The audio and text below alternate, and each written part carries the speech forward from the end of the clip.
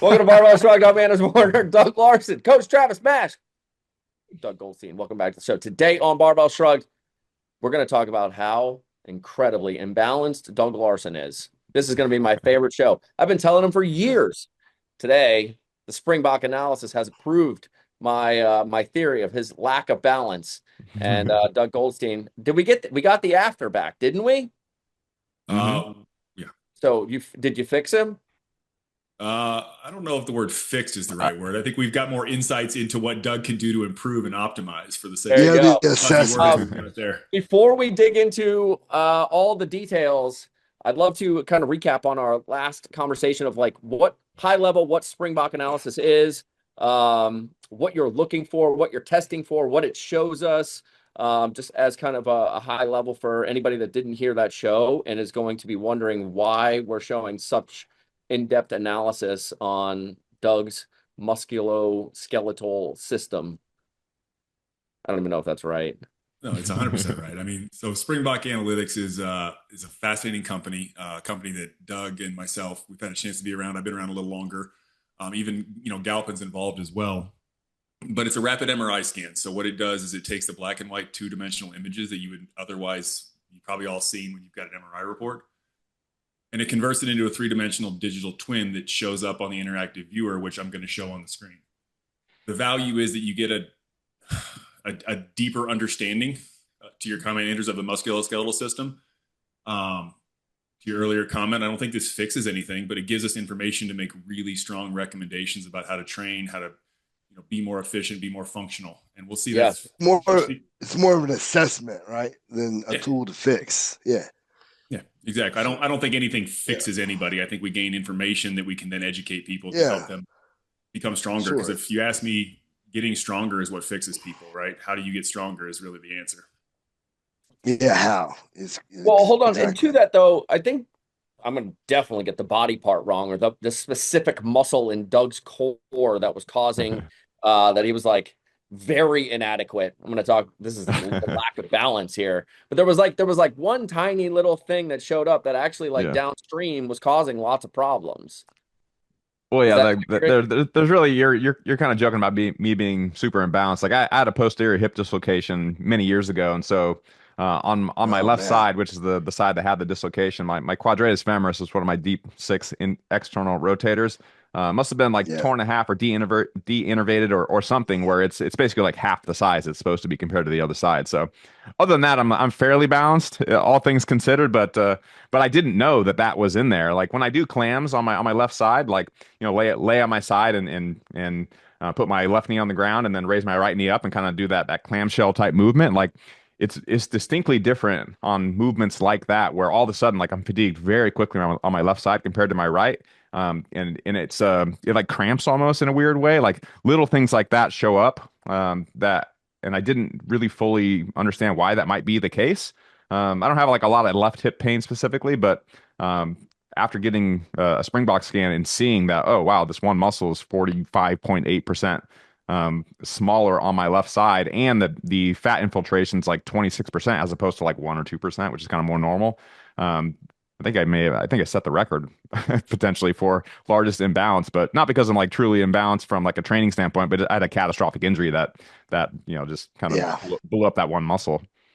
And just to know, Doug, I think you actually, in your subjective form that we went through to kind of understand your past medical history, you're actually dealing with right-sided pain. Your pain is actually like a right-sided sharpness, but you're describing a left-sided muscle imbalance between the two, correct? Yeah, that's right. I do have more hip pain on my right side than my left. I get sharp pains regularly over the last like 2 years or so on my right side, and have done many things to try to improve that. I kind of manage it, but it's been an ongoing issue. I mean, so right there, there's our first compensation. The first time we use the word compensation, I'm asking a question without any definitive response, but is that right-sided pain a compensatory overload due to something on the left side not performing function? Mm-hmm. That's logical. When I talk about compensation, I always use the couch analogy. Hopefully it lands here, but it's if we're all four carrying four corners of a pretty heavy couch, and Doug, all of a sudden you decide to not do as much work. Well, the couch doesn't magically get lighter. It's not like that couch is going to, assuming it doesn't drop. Travis, Anders, you and I are all going to feel an increased load. We're probably going to twist, contort. We're going to get greater grip strength in one hand. to me, that's what compensation is. It's an overload of force when it should be more evenly distributed. Mm-hmm. Sure. Yeah, and then me as the person who let go of the couch, I'm not the one that gets hurt. One of you guys are the ones that get hurt. Correct. Mm. So now that we know that, I think I'm not going to start with your insufficiencies, Doug. We're gonna give you the good news first. Oh yeah, dude, build me up. I'm going to share my screen. If you guys actually, you don't mind, give me permission to show my screen. You bet. Go ahead. And just confirm real quick. You can see Doug's digital twin.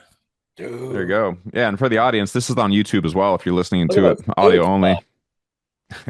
So from the side view, I think I always start here to really understand. Doug, you do not have as flat of a glute max as this shows. When Springbok delivers these images, it's because you're laying supine or flat on an MRI table. So when we do this, I make sure people understand this is a direct representation of your muscle system, your architecture. This is you, right? Mm-hmm. This is you to scale. And if we look at a 7-footer, it's going to seem like obviously a very stretched out version of that person. But what we see here, and I'm going to kind of tag the first 3 things that are really important on the Springbok viewer. Mm-hmm. Stop me at any point, ask questions, so I think it becomes more fun when we dialogue. But right now, when we look at you from the front, and if you see my cursor, for those that are watching, I'm hovering over the muscle size tab, which is where we're comparing Doug to the general population. And obviously that general population is going to be somewhat age matched, sex matched, normative stuff. So the value here is we can see where Doug is, how is he looking compared to others? If you follow my cursor down to the bottom, you're going to see this interactive tab. You're going to see here, let's start again to the point of giving you the good news. You are actually extremely well developed. And if we look here, I've reduced everything except for the really large muscles that you have compared to the general population. This is so cool. A couple things show up. It's actually interesting that they're all on the back of my body. All my largest muscles are on the back side. Yeah. That's what you want. So when we look at this, I'm just going to highlight a few. Glute max, you're going to see it's an 80 versus a 78. So the left didn't show up, but the right is a little more dominant. Does that match what you said about the left side quadratus femoris? That left side, yeah, potentially there's a relationship. Mm-hmm. So time out. So why did the left not show up? It was under the threshold for being considered in the high category. But if I bring in the next nearest category, you're going to see that it does show up. So it's just slightly smaller, not like, I see. Exactly. And again, to be very clear, we're talking about the size of the muscle only, right? Literally the milliliters of total volume. That's it. Totally. And that's a very important thing to note because size does not always mean strength, right? You can have large muscles that are underperforming. You can also have small muscles that are completely performing well because they're, call it from a coaching perspective, Travis, neurologically primed, right? Fiber typed in a way that are more efficient, so forth. Right.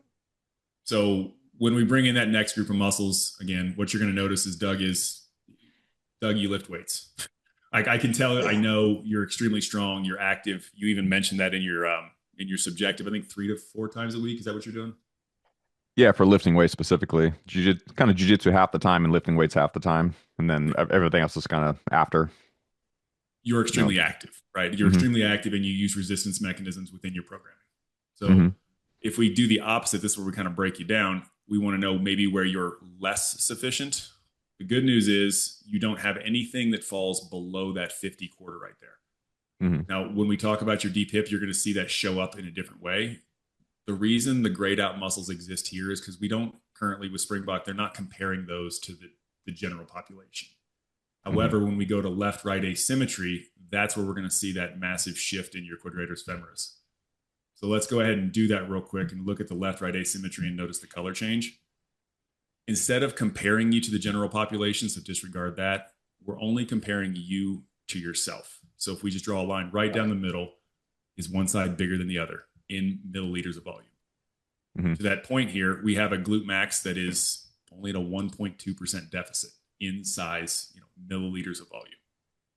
But then if you flip to the front here, you're going to see that you've got a tensor fascia lata, which is almost at 9% deficit. So we get a little more detail. Mm-hmm. But this is where we do that exact same. Let's start with your biggest asymmetries. You're going to see right there that quadratus femoris show up at that 45.8% deficit. That means that the left side muscle is 45, almost 46% smaller on the left than the right. And Doug, you mentioned it really well. It's one of the deep six. It's a femoral external rotator.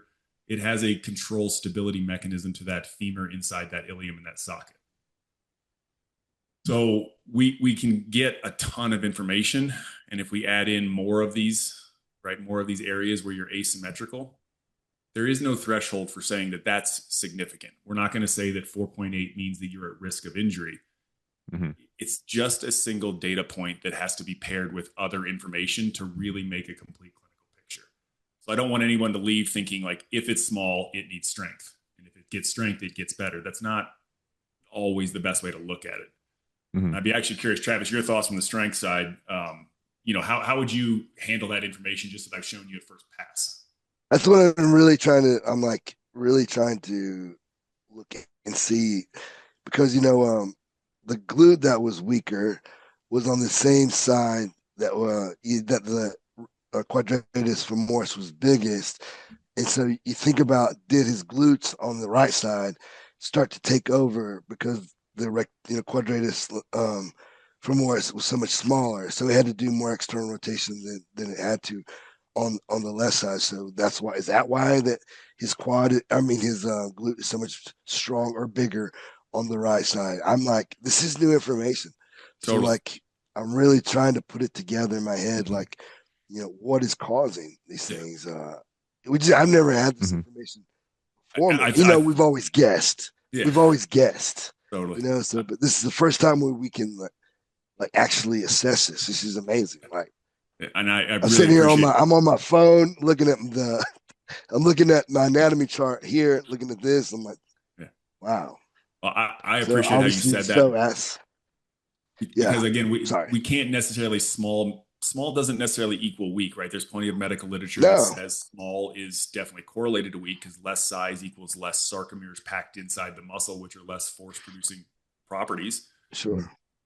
But there's also the thought, though, that, and I'm saying this without a definitive answer, maybe the small muscle is extremely efficient and doesn't need to gain increased size to produce the force necessary for the environment or the task. And that's why it's not bigger. And that echoes your statement, Travis, that potentially maybe that muscle's bigger because it's doing more work and it has to do more work because something else isn't doing enough, like that couch analogy. Right. And so just more mechanical tension because it has to. Yes. Therefore, so I don't leave, I don't think I want people to leave with Springbok saying that we know that because it's 8.7% smaller, it's 8.7% weaker. I don't think we can say that. But what we can say is that Doug is having issues on his right hip. And it's safe to say that if this left side is understabilizing, underperforming, not doing its full task, there's a plausible explanation that right side might be undergoing a little more strain, a little more stress, a little more overload. But again, we don't know that on just Springbok alone. We have to, pair that with the subjective history that Doug said, force data, right? That's where force plates or movement analysis or functional movement screens of sorts can come into play and really add an additional layer of, I always say it's pairing form and function, right? Like we've got really good form data, but we don't have the function data from Springbok alone. So really good, but not necessarily definitive in isolation, right? So then we're going to pause. I'm going to show you the third and final thing on the viewer, which is can we go back to the psoas? Like, glad you asked that so question. he had one psoas that was bigger and stronger than the other, or what?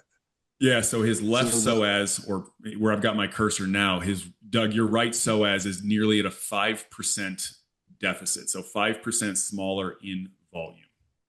Mm-hmm. So obviously that we can talk about that in a lot of ways. I could argue that the psoas is a primary hip flexor, yes, but I can also argue that it's a lumbopelvic stabilizer, and maybe that's why when you get into a deadlift position, when you're pulling at kind of that 30, 45 degree position, you don't feel that same symmetry, or you feel like load shifts between the feet because you're not necessarily stabilizing well on one hemipelvis is what I would say. Mm-hmm. I mean, it could be a lot too. And psoas is so known for like back pain, for example. And so, with an imbalance of the psoas, could it cause torsion at the lumbar spine, which is, good, answer questions for people who have back pain. I know as I strengthen my, we always talked about trying to lengthen it. We thought the psoas, shortened, so stretch it. And like, that wasn't a good answer. But like what at least what I found in the last 2 years is the stronger I get my psoas on, symmetrically, that is, the less back pain I have. And so, like, you know, this could really help answer so many questions instead of all the guessing in the past. I'm on the same camp as you, that I don't love static stretching. I don't mean to poo-poo it, but I also think that I think the data is pretty clear, right? You may actually get a performance and torque dip as compared to a performance improvement from doing something statically. Right. But if you think about the centrally mediated mechanism there, if your brain, which there's always checks and balances in the body, if your brain knows that psoas isn't able to produce a symmetrical or sufficient level of force, that brain might lock that muscle down and say, no, we're not letting you stretch, which means you can't get eccentric lengthening, you can't gain torque, you can't gain force. And that's what shows up in the system as maybe a functional deficit during a lift, a jiu-jitsu move, or a running mechanism. Sure. Mm-hmm. I'm sure. The stronger I get my psoas, the more functional I am in so many ways. The stronger I am, the less pain I have, the better I move, the better I squat. Like, the less I stretch it, the better it's turned out to be. Well, so to that point, let me show you the final thing, and I think this conversation could go many ways. Before you come off this one, I have a question. I'm pointing to my screen as if you guys can see it. If you look at Doug's pecs, you see how there's like waves in the muscle there? Mm-hmm. What is that? I don't have a solid answer. I would have to rely on the engineering team from Springbok to give us a clear answer. But again, to the point of the glutes being flattened because of the way that they're positioned. Yeah. It's the way the representation shows up on the interactive viewer. But I'm going to make note of that and ask that question. I don't really have a great answer because that's beyond my horsepower. Yeah. I was wondering if that was like when you look at like a professional bodybuilder, like the striations that show up when they're like super dry and lean. If that's what it looked like actually under the muscle tissue. If I had to guess, it's pronation angle. It's the way the fibers run in the chest. Yeah, and I wonder, like, if you were to be a bodybuilding coach, to be able to look at something like this and specifically look at contractions and how you would shape training for creating like the perfect pec. I would feel bodybuilders would absolutely love this. I completely agree. Can't answer that question, but I will let me do some research and find out. Crazy how in depth the graphic is. Awesome. This is the coolest thing. Yeah. I mean, Doug, I feel like this is a moment where you should start flexing on camera and just show us to those striations match, right? Just tear the shirt off. I mean, I feel like it very likely is just that I have slightly more development, like mid and lower pec, and just slightly less development in upper pec, which probably maps my training pretty well these days. Like I do a lot more decline bench for like shoulder. You know, I had a slap tear on my left shoulder many years ago, and have, you know, chronic shoulder kind of achiness and issues, and decline bench is just like the friendliest barbell movement that I can do as far as pressing goes these days. So I do more of that than other things. So maybe over time I've just developed more lower pec hypertrophy and slightly less in comparison with upper pec. Yeah, I wasn't even looking at the imbalances, and more like the makeup of the muscle is kind of what it looks like. In that, again, I use the word striations. It may be something else that it's showing graphically, but that's really what it looks like. Of like, I almost wish you weren't laying on your back doing this in the MRI, because I think that like the craziest part when you see like really dried out, jacked up bodybuilders on stage is when you look at their glutes and you're like, oh my gosh, like you can see the striated glutes. The striations in their glutes are so crazy. But yeah, go ahead, man. I find that wildly interesting. Yeah, it's a good comment. So I'm going to add everything back in and make the final push here on the third major thing that Springbok's interactive viewer can give us. Obviously, Doug, you can see on camera, people have met you before. You're a lean guy, right? You don't have a ton. We'll talk about your body comp report in a second as a nice transition. Mm-hmm. But when they look at fat infiltration, I think the word we should consider here is intra, right? Intra being inside the muscle fat. So if we go back to your comment earlier, Doug, that quadratus femoris having a 45.8% deficit, well, it's also got a massive increase in fat inside that muscle. So I think for the the research community, there's one way to look at this, and there's a simpler version for the performance community, which is not that there's a disconnect, but I think intramuscular fat's a great way to consider the quality of the tissue, right? We can appreciate the volume, but then what's the quality of that volume? And I always do a very rudimentary way of explaining this, but if a cup is only so big, let's say that's 16 ounces, and that's how big your muscle is. Now we have an understanding of what's actually inside the cup as far as percentages of whether it be muscle tissue or fat tissue. Mm-hmm. To me personally, oh, go ahead. Sorry, Travis.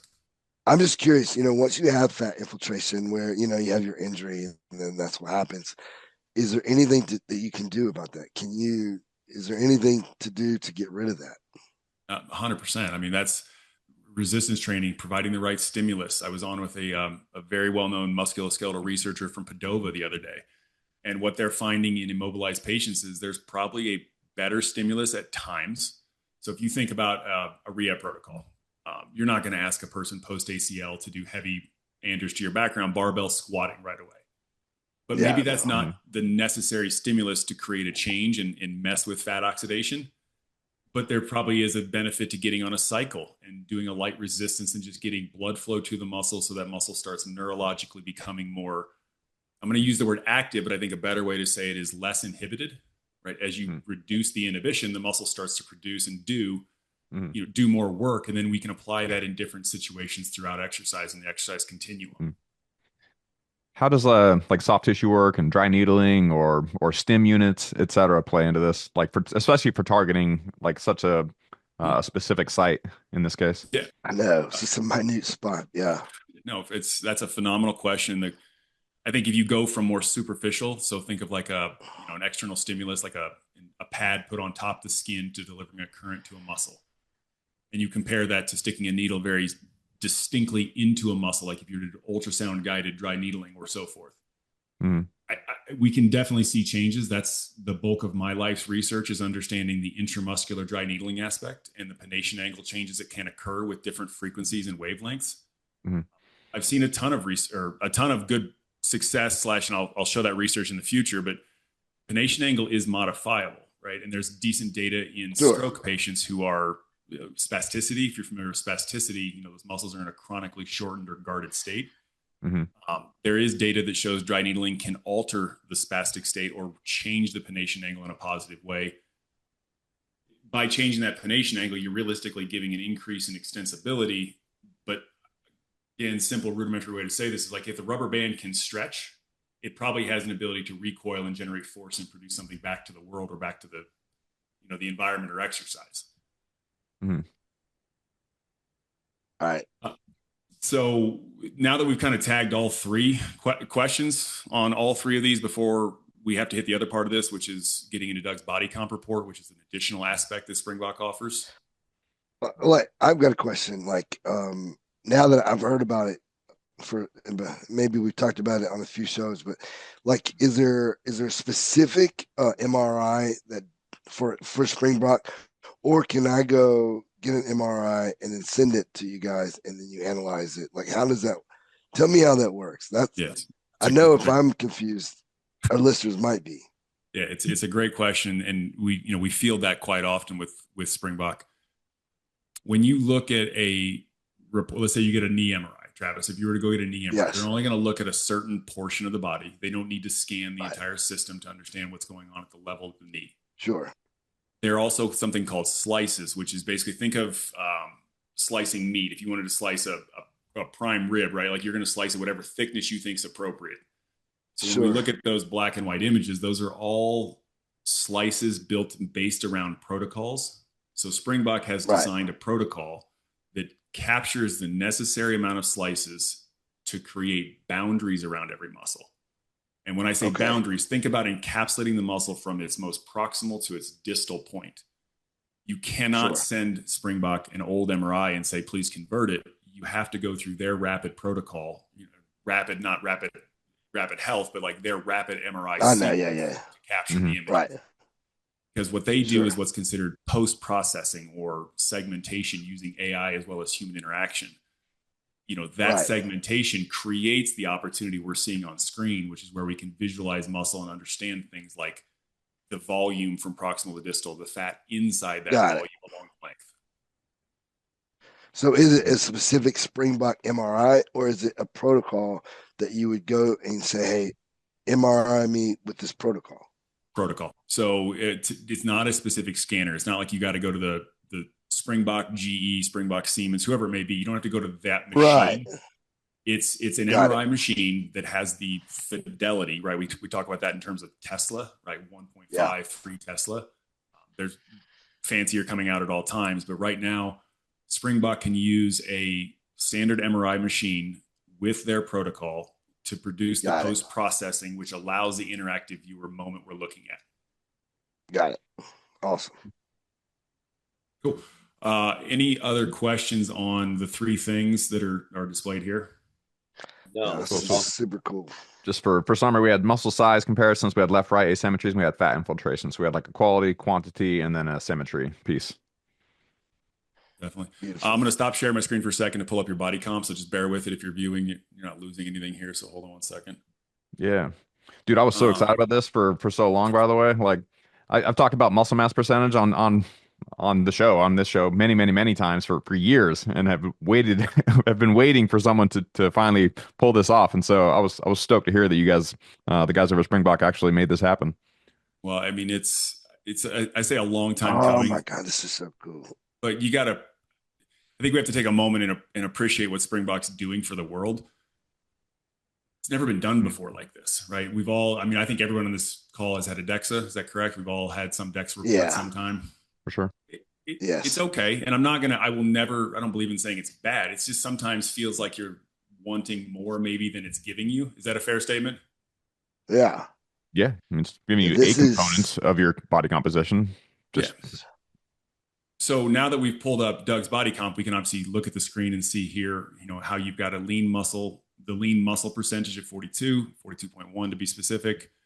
We're going to tag a few things. So I think the devil's in the details here in a good way. The intramuscular fat, which we highlighted per each individual muscle. But there's even more than that, right? There's sub-Q, there's intermuscular, and we'll talk about the difference between those two. Yep. As well as Sub-Q this- for the audience is like the fat that you think about as being fat. That's the fat you can grab Yeah. onto.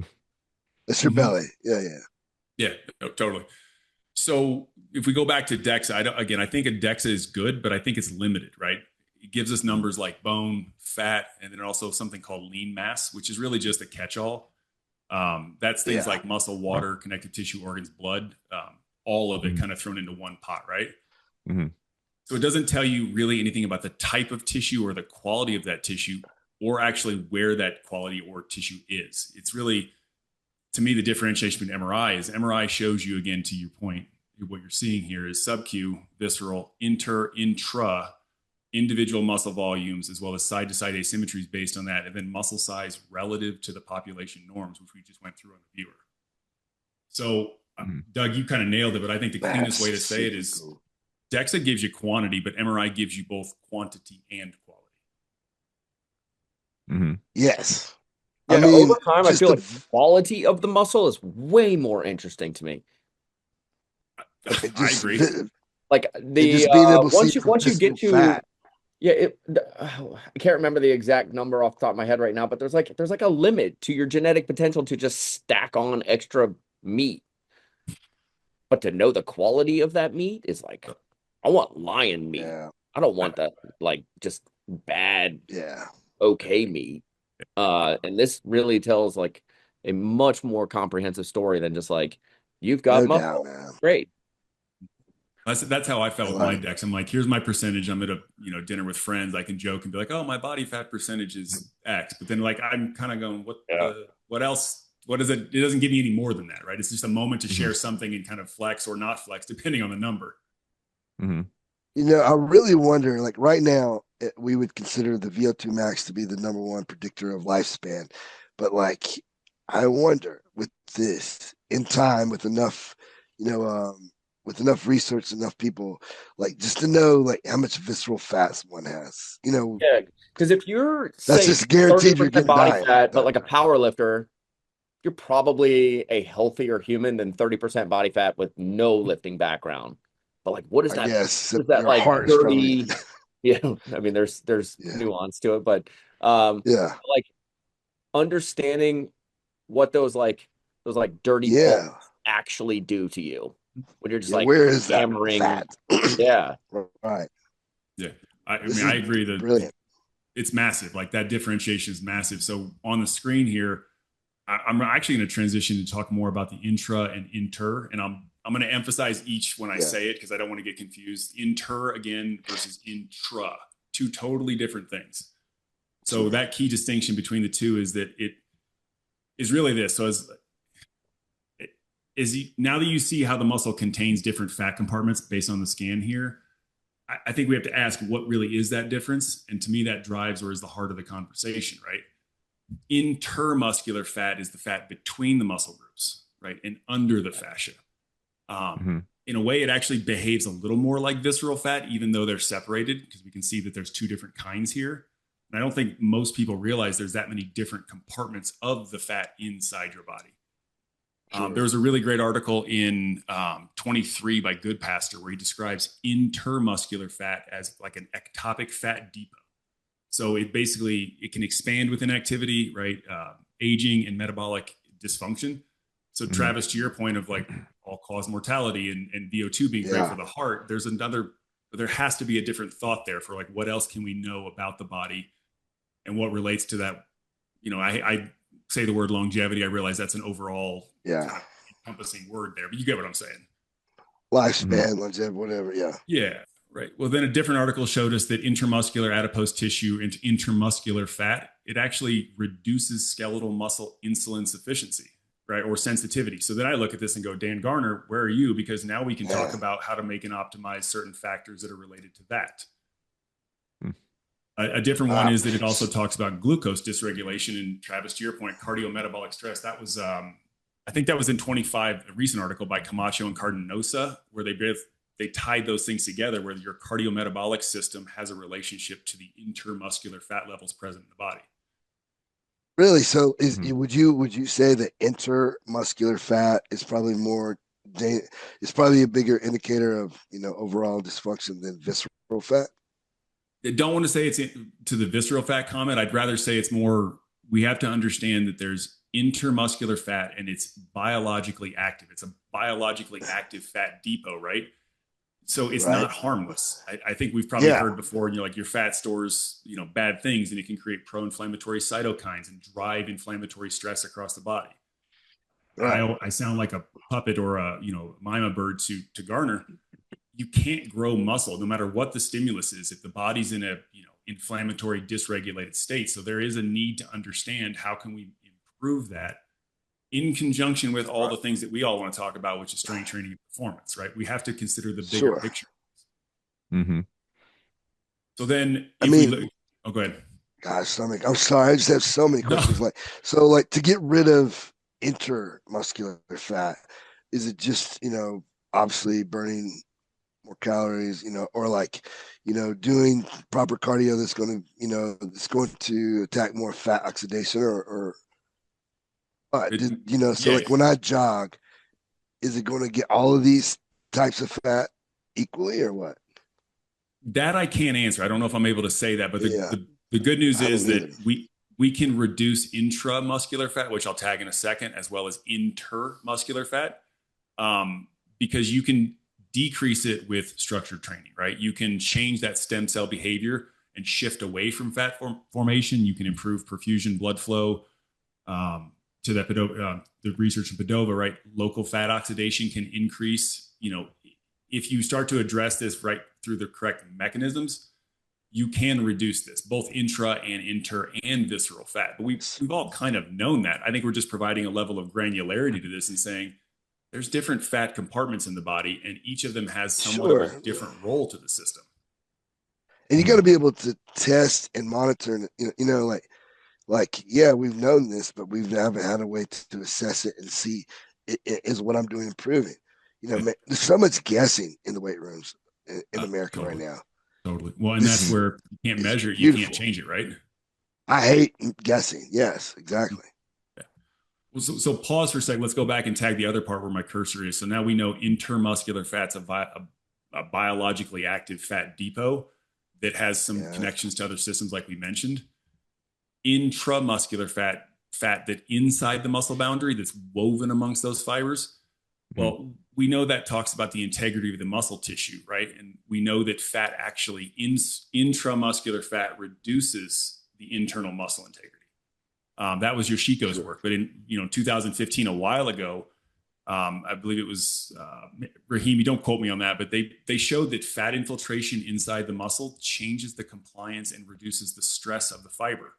So think of it as like, yes, you have a muscle, but it's not resistant or resilient enough to absorb the force and basically, stop a muscle from not working during a lift. Or how do we make sure that kinetic chain is optimized? I think the most important part is there's a local factor as well as a more systemic or global factor like intermuscular fat. So if intramuscular fat's a direct marker of compromised tissue quality, again, intermuscular fat's more like a biologically active fat depot that it kind of signals the muscle. So if you have a lot of, and let's think about sarcopenic or very aged, weakened individuals. If you have those individuals that are lots of fat in the muscle as well as lots of fat between the muscle, there's not a lot of room for muscle. And we know that obviously having muscle means being able to produce force and move, right? Those are really, really important distinctions to me. Sure. I actually had pulled up an article. I'm going to read it, look at it here, but what they found out is that intermuscular fat in paretic legs of stroke survivors, so legs that are not necessarily doing their job because of inhibition due to a central brain mediated mechanism.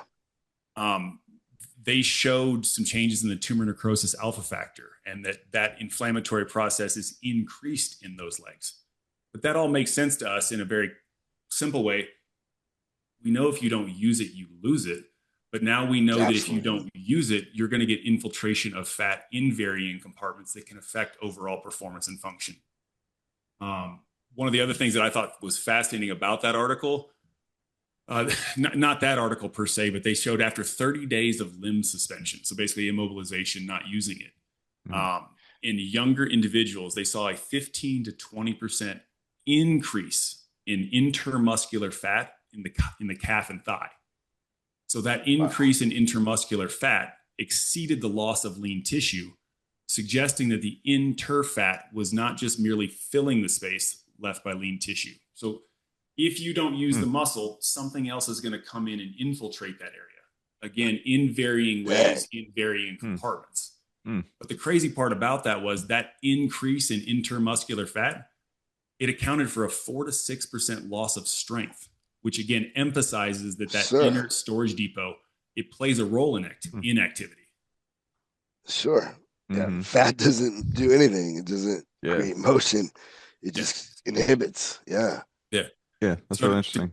To kind of summarize that, I would like to, when we look at those, knowing there's different compartments, knowing that Springbok can measure that as a standalone metric is not going to solve the equation for you, Doug. Not that you need solving, but now we have an appreciation for the size of your muscles, differences side to side, comparison to norms. We also now have an appreciation for the storage of your fat across your body, right, as in a global way. And we know that intermuscular fat signals metabolic stress and that intramuscular fat signals tissue quality decline. So now that we can measure both of those, we can have a better understanding of where you are. And not that we can compare your fat to mine or Anders or Travis or yours, but Doug, if you were to get a repeat scan, we can look at those training stimuli that were provided and ask ourselves, to your point, Travis, of like, I hate guessing. No, this is a better program for you because we've seen a change in the ratio because we have two objective time points that are both accurate.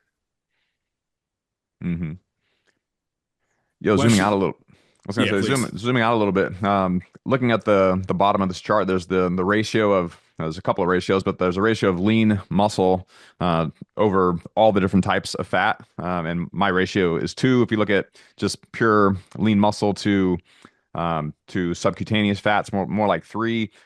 Travis, you talked about VO2 max earlier. We talked about body fat percentage earlier. Like everyone kind of knows the standards for body fat percentage. Like if you're 15%, we kind of have an idea what that means relative to 25% or 35% or 45%. And we all know that being obese, if you're 45% body fat, like that's bad news. Like you got some work to do, and everyone understands that being that overweight is going to cause a lot of problems. Being under muscled, as an example, like I'm 42% body fat or muscle mass rather. If I was 22% muscle mass, like we would understand, especially after having looked at this data here and knowing that I'm 42%, that's a problem. Like being under muscled Yeah. is an issue, but for most people, since the vast majority of the world has not done muscle mass percentage, they don't have any quantifiable metrics about how under muscled they actually are. Most people are going to look at themselves and be like, "Well, I'm thin. I'm thin and lean, and Yeah. probably good enough. Like I'm not fat, I'm not overweight, but they don't know how under muscled they are, and there's no standards for it. Again, back to the VO2 max comment from earlier, we understand the standards. If you're in the 20s versus 30s versus 40s versus 50s versus 60s, like if you're in the 20s, like you got a problem. If you're in the 60s, like you're in pretty damn good shape. And we understand the normative values there. And for muscle mass, people don't commonly know this. If you go to a personal trainer and say like, what's an ideal muscle mass percentage for this person, even like experienced trainers and even bodybuilders and like people that are really in the industry, they're not gonna have a good answer for you. But having this kind of data Well, there's over not any time, data. Yeah. Yeah. right? Having this kind of data over time, there will be standards for that eventually. And back to the original comment about the ratio, like there will be standards for muscle to fat ratio, and having body fat percentage, muscle to fat ratio, muscle mass percentage, VO2 max, like it's the aggregation of all this data collectively that tells you how healthy you are from a Absolutely. physical performance standpoint. And this kind of data, I think, is going to be standard practice at some point. Right now, it's brand new, but I 10, 20 agree. years from now, we're going to look back and be like, man, like I can't believe we didn't have that even just 20 years ago. Bone percentage for bone density. I mean, you Yeah, got that too. so much information right here that you would have to go over here, get the information on this, go over here, get the information on this. It's just right here. If you had your Yeah. VO2 max and that, I feel like you could really give a person a good idea of life expectancy, besides them Hmm. getting shot or killed or something. But, Yeah. And only but because And I'm a this, and stickler this, for. Oh, go ahead. Sorry, Doug. I was gonna say, and this doesn't replace all the other data. It no, adds to all the other data. Like everyone knows in our right. in our kind of our flagship program at here at Rapid, like we have a ton of data that we collect with all of our clients from many different angles with all the labs and performance testing, et cetera. This is just one more piece of objective high precision data that we can add to our programs that gives us one more perspective on how to Amazing. improve someone's health. So from Doug's comments earlier, like you do need this kind of data, but then also you need real world movement and performance data. Like you need some type of a real eval so you can see range of motion, compensation patterns, and how people move in the real world from like a kinematic perspective. And then you need performance testing to see how strong somebody is from an absolute strength Sure. perspective, also from like a side to side asymmetry, left leg versus right leg. How much do you step up on your left leg or right? How much do you like an overhead press with a dumbbell on your right arm versus your left arm? Like that type of symmetry data from a performance standpoint, from like a kinetic standpoint, also matters. Take all that data collectively, all together, along with subjective data and performance goals, et cetera.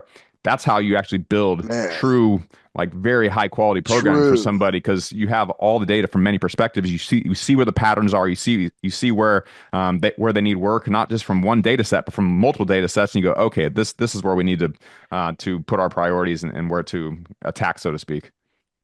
It's extremely well said, and I think I'm going to reiterate that point that this is not a predict. This data alone doesn't predict. There's no way to say that. But again, pairing that with all the other data makes a huge difference. The only other thing, Travis, I know mentioned this, but when you look at the report, to be very clear, this composition report is not giving bone density. You still have to get that somewhere else.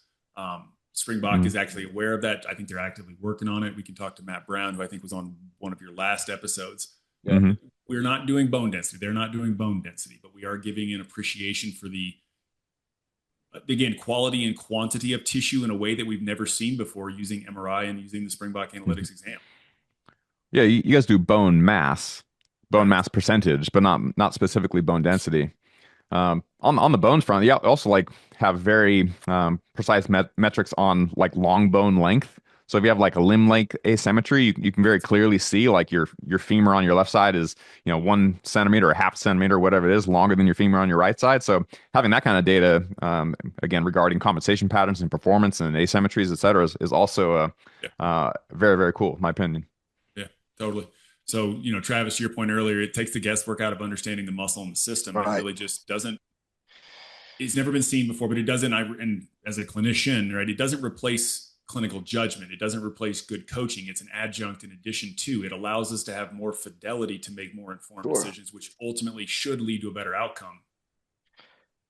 Yeah, I mean, I don't understand sometimes when coaches worry about like assessments replacing anything. It's just all it's doing is helping prove, to like prove your starting point and then prove, did it work or did it not? And who cares if it didn't? Now you know it didn't, so we need to take a different direction.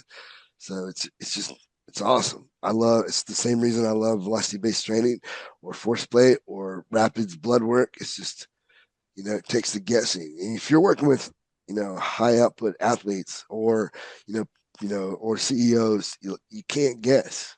Like, not for long at least. Yeah. And you may get lucky at times, right, Travis? There's times where you'll get lucky and you'll make the right recommendation based on a clinical intuition. But now you can look at the client and say, look, here's what we see. Here's what we know. Yes. We're going to do our best with this information to make the most informed decision. And then we're going to track you, right? You still have to have coaching and tracking to make sure those changes are taking effect the way you expect them. Exactly. That's all it is. It's like tracking, seeing if it's working. Yes or no. So yes. I love this. I mean, how accessible is this? Like you got to live in a certain place now to get I'm curious just for my own, clients, like how accessible is Springbok now? Springbok has partners all across the country. So what that means is if you live, like Doug, for example, you can explain where you got your scan. We set that up through that partner site. Mm-hmm. They uploaded the protocol. They ran a test protocol to make sure that they were going to capture correctly. I know we're launching Optimum Muscle in Austin and an imaging partner that's very good for us. And if you were in a location where we didn't have, or Springbok didn't have the protocol uploaded, it's possible to upload it. We just need to, contact Springbok needs to contact them and make sure that everything is dialed in and ready to go. But Doug, I'll pause and let you share, because I know Austin's a big deal for this, because like we're trying to do this in a current program where we take this data and give really guided education, advice, and training. Mm-hmm. Yeah, you're right. We have a program called Optimum Muscle where Springbok and yourself are really a really big part of it. And we do have kind of the best infrastructure, and Springbok has the best infrastructure in Austin for what we are specifically doing. There's multiple MRI centers. They've all been trained up on this. They know how to do the very specific scans. There is some opportunity to do it in other large cities. There's some amount of training and whatnot that needs to happen for the imaging centers there, but Austin's kind of the most reliable place at the moment. So we have Optimum Muscle launching in Austin right in this moment. So if you're in Austin or you're willing to travel to Austin, that's the best option. If you want to do it and you're not in Austin but you're close to a large city, there's still some opportunity that we very likely could get you in. It might take a little bit longer. Austin, we can just go right away. Or again, if you can travel to Austin, if you're in Dallas, you want to just drive down. It's probably the best case scenario. But if you're in a big city, we can make it happen, but Austin will be the fastest way to make it happen. For now, yeah, okay, cool. Yeah. So, more clarity on that. Clarity on that. Like similar to what I said earlier, like again, Springbok is a big part of it, but then we also have as a part of it, you come in, get your Springbok scan, you get a physical therapy evaluation with another member of our team, all your movement data, all your compensation patterns, range of motion, etc. Then you work with our strength conditioning coaches, do a host of performance testing, etc. Once we have all that data, Springbok, movement, and performance, again, we put it all together. We have many members on our team, PhD physiologists, etc., that look at it all, score it, and come up with a game plan for not only how to get you to your existing goals, whether you're a triathlete or you're an NFL player or whatever you are, but also how to kind of fix these problems so they don't limit your performance in the future, and they also don't end up causing an injury down the line. As we all know, like pre-existing injury is the number one predictor of injury, especially for non-contact injuries. The number two predictor of injury is movement asymmetry. When you're just you're just playing a sport and all of a sudden, boom, your knee just pops. Like it didn't happen in that moment. That's been a long time coming. And all of a sudden, that's just like the straw that broke the camel's back. And there's a reason that joint was taking on more stress than it should. There's a reason that one knee hurts and the other knee doesn't hurt. It's not just because you run a lot, or else both your knees would hurt equally. Like one is taking more stress in a different way than the other because you're compensating in some way, even if you're not aware of it. And so it's the combination of all this data collectively, and then a whole team of experts on our team that can look at it all, score it, quantify it, and then develop a hyper-specific training program for how to fix those problems to help you perform at your best, and then also help you, reduce the opportunity, or now we call it opportunity, reduce the risk of future injury. I have a question just for you guys. Yeah. What? Oh, I was going to say, to your point. Go ahead, Travis. No, you go ahead. I'm sorry. I was You're just the guest. no, you said it perfectly, Doug. I think it's simple. I tend to like to think of it this way when I talk to patients and clients and people are talking about this. Yeah. You know how you search history on the internet, right? People can see where you've been. They can kind of track the places you've looked at. It's kind of like muscle memory, but in a different way at this point. We're getting your muscle memory by looking at where your tissue is. And I think that that's a clean way to say, like, if we know where you've been, poor quality, lesser size, it helps us put a better picture together of understanding what you've done in the past and where you may or may not be moving well and how we can optimize that with a guided plan. Yeah, So 100%. what would be the difference in your new this Optimum Health and like Rapid, or like they're both, it seems similar. So Oh, with the Arte program? yeah, like what are the Oh yeah, differences? dude, Arte is a much more comprehensive program. It's really focused on labs and kind of more your internal physiology of your entire body. That's why we do Right. blood, urine, hair, stool, saliva is kind of like the centerpiece of that program, along with many other things. But this is not a lab based program. This is like a movement performance program with kind of Springbok at the center of it. So it's a muscle health and performance program rather than like a total body health and performance program. So Arte is a much bigger program, and that's like our flagship thing. We've been doing that for many years. It's very Sure. successful, and it's totally awesome. This is like a much smaller, more focused program because it's like a muscle centric program as opposed to like a total body program. Would they ever like somewhat? Would you ever have one of your elite clients do this too, like and combine the two? Yeah, very often people do it together. Yeah, for Arte. Yeah, Yeah, we'll very yeah, often we'll roll this into an Arte program. Again, it just depends on what yeah, somebody's looking for, but for people that want like the full package, they'll do it all at the same time as a part of like one yeah. big comprehensive program. Man, you'd Absolutely. have everything. Is my point. Is like you would know everything about your body Hmm. if you did both. Yeah. Well, yeah. So actually, for Just for amazing. clarity, we've been doing Springbok scans with clients for a long time. Like not for every client, but for many clients, we've done these scans, and it's been a part of the program. We've just recently just splintered this off as its own separate individual program for people that just they're primarily professional athletes that want to have a muscle specific program, and they want to perform at their best and ward off injury, but they're not trying to do all the other, again, blood, urine, hair, stool, saliva lab type stuff and nutrition and supplements Right. and sleep optimization and stress optimization and on. Like they're not trying to do all those other categories. Like they just want like the highest quality workouts they Yeah. can, and they want to keep their bodies in the best shape they can, so to speak, from like an injury and performance standpoint, so they can stay in the league for the longest time possible. So, if you're a Got it. professional baseball player and you're making $3 million a year, and you can stay in the league for 2 or 3 more years than you would otherwise because you haven't, had Tommy John surgery or blown your ACL or whatever it is, then from like a income standpoint, it's totally worth the investment. Well, Travis, to that point, if we look at the NBA, who is a partner of Springbok, they're doing 3 time point scans across many partners where they do the entrance exam to the preseason scan, kind of call it mid-season all-star Yeah. break scan, and then postseason just to Mhm. see how things change. The difference between what general consumers and pro teams have is literally a team, right? Like if you look at a pro team, they've Right. got a strength conditioning coach, a head of training, a head of PT, a medical doctor, right? All these things. I'm not saying Rapids or Optimum Muscles replacing that, but it's an attempt at giving people access to a similar level style of team that they otherwise wouldn't have available to help interpret and guide. Sweet. Would you Mhm. guys open this up to other like coaches to like send their, send their clients or athletes to you guys to give the report, and then they take the information and delve out the program, or is it Yeah, just, or would you rather just keep, you know, I'm just curious for myself is really what I'm getting at. sure. So Yeah, no, I we're mean, we're it just definitely we're seems definitely like opening. amazing. We're definitely open to partnering with people. If you have athletes that need this, but you already have a team on your end and you just want some support, then yeah, we're totally down to partner and help out. Just send us messages Yeah, on yeah, just yeah. message us on Instagram, or you can email me. I'm Doug at rapidhealthoptimization.com, and we can work it out.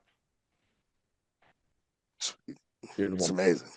I think we've done all the where you can find us, but Doug Goldstein, be quick. Tell the people about optimalmuscle.com. Optimum Muscle is again, like we said, it's a more complete understanding how to individualize your training and strength training and movement assessments, like Doug mentioned earlier. It's the attempt at bringing pro style, pro team level information and analytics in a more direct way. There you go. Coach Travis Mash. Mashley.com. I think what you guys are doing is like cutting edge, as always. I mean, coming to expect it from you guys. I love it. Yeah. Douglas E. Larson. Bet. Appreciate it, Mash. Yeah, I'm on Instagram, Douglas E. Larson. And again, go to optimamuscle.com. Check this program out, especially if you're in the Austin area. There you go. I'm Anders Varner at Anders Varner. We're Barbell Shrugged, Barbell_Shrugged. Get over to Optimum Muscle, all this cool stuff. This really is super badass. I feel like 500 something episodes or whatever it is of this show. I hear almost nothing new, and this is like 3 shows, and every time it gets cooler that we do on Springbok. So it's really, really awesome to see all this stuff, and where we can kind of take probably like the next phase of strength conditioning and understanding muscle health is a large piece of this. I feel like so much of humans focus on just like reducing fat, but nobody's talking about like how do we go on offense by building muscle part. And the more we just focus on fat loss, it's like defense, when the best people in every game are always trying to play offense of just build muscle and go attack big problems. Right. So very, very cool stuff. Plus, I think we proved today that it's an ambiguous term to say lose fat. Lose what kind of fat? Intra, sub-Q. Probably do an entire show on exactly what you just said, which is something we should totally do. Should be awesome. So fantastic team. Awesome. This was great. And Doug, I really appreciate all this stuff. Yep. Awesome. Thanks, Doug.